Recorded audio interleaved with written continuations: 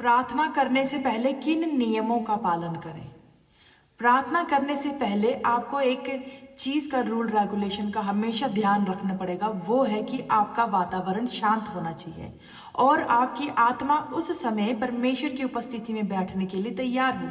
जब भी आप प्रार्थना करने के लिए जाएं तो अपने आप को परमेश्वर के हाथों पर दें और खुदावंत की हजूरी में बैठने से पहले आप हॉली स्पिरिट पवित्र आत्मा जी से अगुवाई मांगे। जब पवित्र आत्मा आपकी मदद सहायता करेगा तो आप अच्छे से प्रार्थना कर पाएंगे, क्योंकि हम नहीं जानते कि किस प्रकार से प्रार्थना करनी है, पर पवित्र आत्मा आप आए भर भर के प्रार्थना करता है।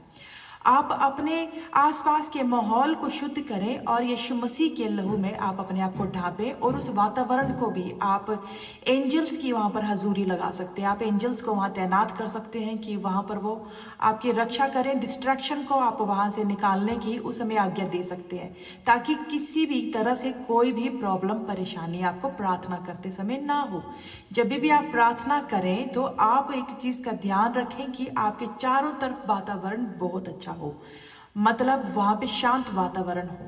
परमेश्वर इस तरह से आपसे आपकी प्रार्थना के बीच में बहुत सारी बातों को भी करता जाएगा। आपका अक्सर ये सवाल रहता है कि प्रार्थना करने का कौन सा समय है, तो इसका उत्तर है प्रार्थना करने का कोई समय नहीं है। जब भी आपकी आत्मा की अगुवाई हो, आपकी आत्मा परमेश्वर की उपस्थिति में बैठना चाहती है, तब आप उस समय परमेश्वर की उपस्थिति में जाएं।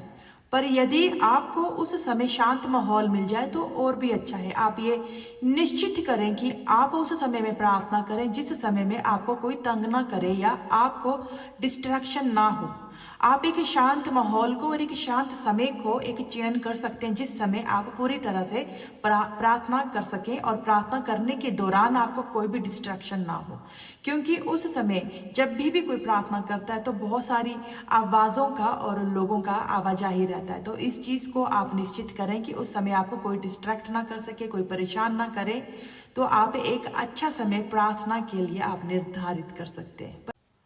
आपका सवाल है कि मुझे ही क्यों सब प्रॉब्लम है और सब तकलीफें मेरी लाइफ में क्यों। मेरे आसपास तो किसी भी मसीह को मैं इस तरह से नहीं देखता और उनके जीवन में तो खुशियां हैं, और मेरी लाइफ में सब कुछ सही करने के बावजूद भी मैं क्यों इन तकलीफों से गुजर रहा हूं। तो उसका जवाब है, खुदावंत का कलाम कहता है जिसे वो पुत्र बना लेता है उसकी ताड़ना भी करता है। यदि तेरी ताड़ना हो रही है तो तू उसको तुच्छ ना जान, इसके लिए आनंदित हो और खुशियां मना, क्योंकि परमेश्वर ने आपका चुनाव किया, आपको अपना पुत्र बना लिया, पुत्री बना लिया है।